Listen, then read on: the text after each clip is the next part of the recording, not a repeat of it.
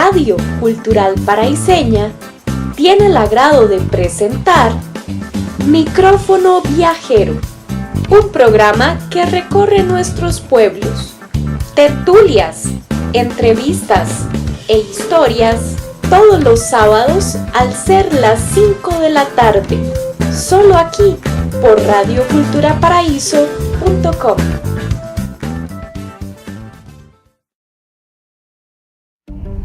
Bueno, y continuamos con su programa Micrófono Viajero a través de radioculturaparaíso.com, aquí desde la escuela Fray José Antonio de Liendo y Goicoechea, y tenemos a Alberto Calderón, quien nos está acompañando en esta ocasión. Alberto, retomando el nombre de Fray José Antonio Liendo y Goicoechea, ¿quién era Fray José Antonio de Liendo y Goicoechea?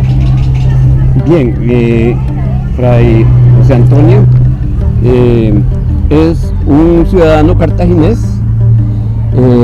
Fue hijo de dos españoles que llegaron en el periodo colonial, en el siglo XVIII, a Cartago. Él nació el 3 de mayo de 1735 y murió el 2 de julio de 1814 en Guatemala. El joven Fray José, digo joven Fray José para que no nos olvidemos que él era un fraile, quedó huérfano de padre y de madre ya a los 12 años y había sido encomendado por la madre cuando testó ya en su lecho de muerte para que un fraile dominico que regentaba el convento franciscano en Cartago se hiciera cargo de sus hijos y que los educara en la guía y en la disciplina religiosa. Muerta la madre en 1843, lo envían a Guatemala a la edad de 12 años con el fin de que ingresara a la universidad a estudiar teología, pero sin embargo, por no reunir los requisitos que establecía el Concilio de Trento, que para graduarse o ordenarse como sacerdote tenía que tener como mínimo 16 años. Por lo tanto, José Liendo es enviado a Ciudad Real, en Chiapas, al convento de San Buenaventura de los franciscanos de aquella región, a estudiar teología. Ya él 2 o 3 años después se ordena como un teólogo y 5 o 6 años posteriores regresa a Guatemala, a Ciudad de Guatemala, antigua Guatemala, y es nombrado como profesor de filosofía en la Universidad de San Carlos Borromeo, que era la única universidad que había en Centroamérica en el siglo XVIII. Este ciudadano cartaginés,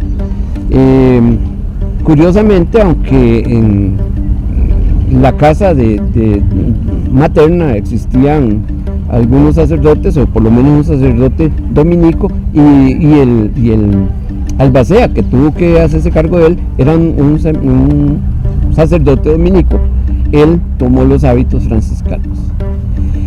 Además, una de las grandes obras de este hombre, que se nutrió de la ilustración francesa en la Universidad de San Carlos, que desde el siglo XVII y XVIII, una vez que los Borbones se hicieron cargo de la reforma educativa en el continente americano, en el reino de Guatemala, todos los profesores y estudiantes que ahí estudiaron se formaron en los pensamientos ilustrados, y don Fray José no fue la excepción.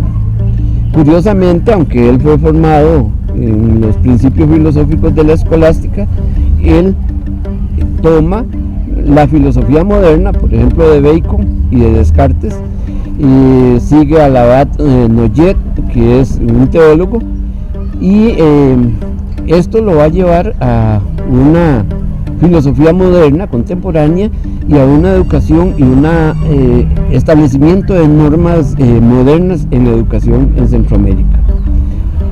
Años después, siendo él el profesor de filosofía, de geometría y de otras materias en la universidad, plantea un nuevo plan de estudios y una reforma educativa para la universidad. Reforma educativa que le envía al rey Carlos IV para su aprobación. Estás escuchando Micrófono Viajero en radioculturaparaíso.com. Bueno, continuando con esta entrevista, Alberto Calderón. Alberto, ¿qué importancia tiene para toda Centroamérica la reforma educativa de Fray José Antonio de Liendo y Goicoechea? Bueno, es muy importante porque lo que él propuso es la modernización de la educación científica en la Universidad de San Carlos. Hay que tener claro que la única universidad que hubo desde 1670 en adelante en Centroamérica es esta universidad en donde estudió don José Liendo, José Cecilio del Valle y todos los intelectuales de Centroamérica, incluido don José Francisco Osejo y don Florencio del Castillo, que si no estuvieron estudiando en la Universidad de San Carlos, sí estudiaron en el Seminario Conciliar de León en Nicaragua, con profesores formados en la Universidad de San Carlos y que fueron nutridos de esta reforma educativa y que tiene que ver mucho, no solo con las viejas formas de la escolástica como filosofía, sino la filosofía contemporánea y educación de ciencias, artesanías, economía, política. Es decir, es una modernización total de los planes de estudio que van a repercutir en una mejor calidad de educación para todos los ciudadanos centroamericanos que de una u otra manera estudiaron o en San Carlos o en León de Nicaragua. Entre esas cosas es muy importante porque él forma parte de esa gran playa de intelectuales que abogan por la igualdad y la libertad del ser humano.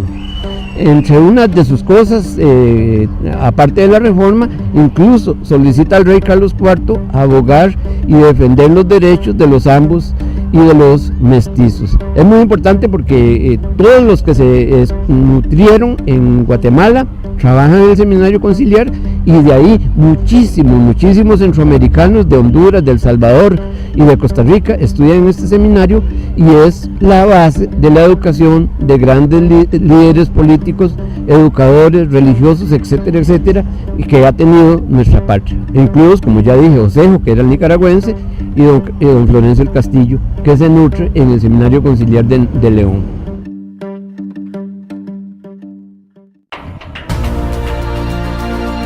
Estás escuchando Micrófono Viajero en radioculturaparaíso.com. Una de las cosas importantes que vale la pena conocer es que Liendo también escribió y publicó algunas obras importantes. Fue corresponsal para la Gaceta de Guatemala, un diario que se publicó en la colonia y que regía para todo Centroamérica. Entre sus obras están el acto público de su tesis de física experimental presidido en Guatemala en 1769. Un segundo acto público de teología dogmática en la que defendió el actor la proposición sobre el dogma de fidelidad católica, defendida en 1792 en Guatemala. Un acto público de religiones para la Gaceta de Guatemala. Acto público de Legibus en Guatemala. Elogio fúnebre de dicho señor Galvez, presidente de Guatemala y virrey de México, publicado en la imprenta, impreso por Sánchez y Cubillo en 1785 en Guatemala. Una disertación política económica sobre los medios de destruir la mendicidad o socorrer a los verdaderos pobres de Guatemala. Un discurso gratulatorio en la Junta Pública de la Sociedad de Guatemala en 1798. El elogio fúnebre de los españoles muertos en la gloriosa defensa de España en 1810. Memoria político-económica sobre los hospicios, un manuscrito. Una disertación canónica sobre lo que podían recibir los obispos de Indias en sus visitas a las diócesis.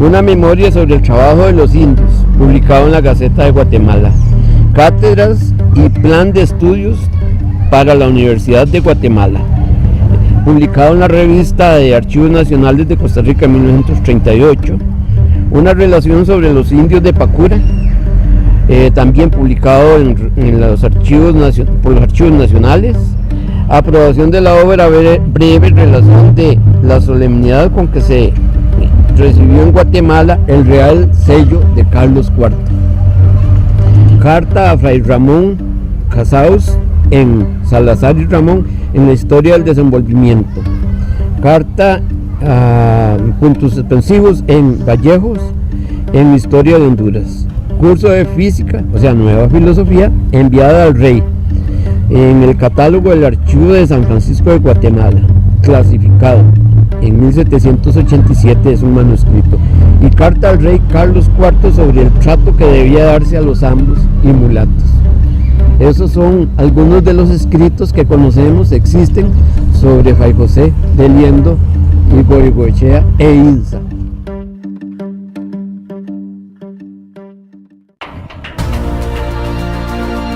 Estás escuchando Micrófono Viajero en radioculturaparaíso.com.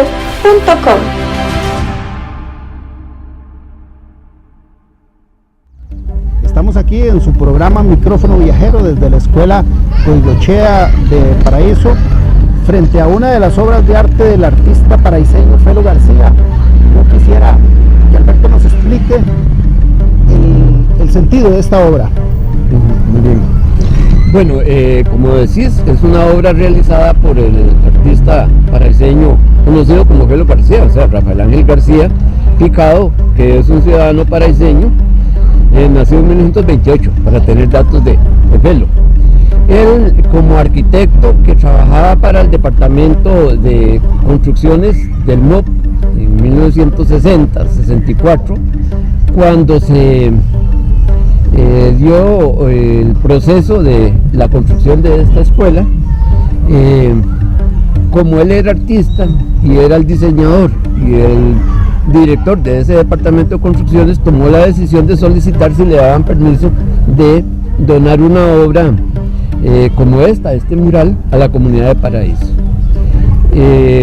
Es una obra completamente abstracta, y él en aquel tiempo había recién llegado de estudiar arquitectura en Inglaterra, y ahí se había formado también como artista con un grupo de artistas visuales en la universidad allá en Inglaterra, y el estilo característico de ese momento de Felo era lo que se llama abstracción geométrica, porque está en realidad realizado con pequeños parchecitos de azulejo, que son figuras totalmente geométricas y que se adaptaban muy bien al estilo que él estaba realizando en aquel momento.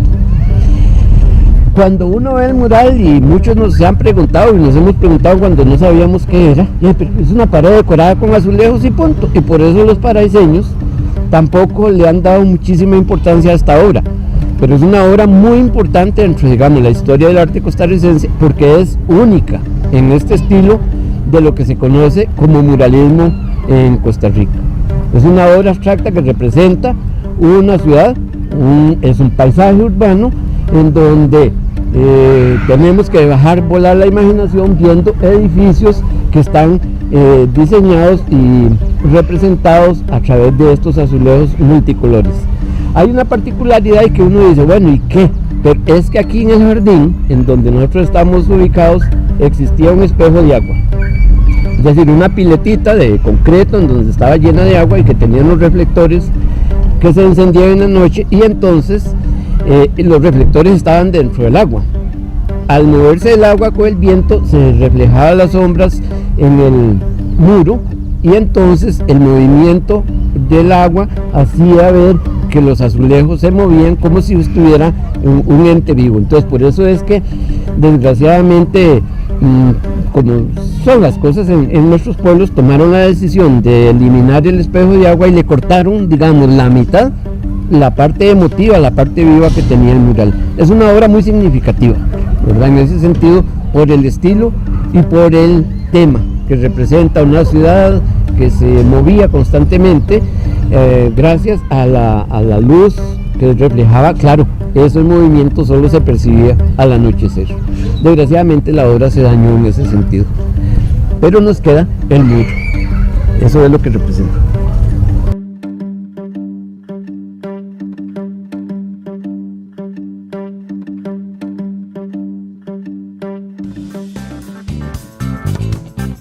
Esto fue Micrófono Viajero. Le invitamos a seguirnos escuchando todos los sábados al ser las 5 de la tarde. Micrófono Viajero, solo aquí por radioculturaparaíso.com.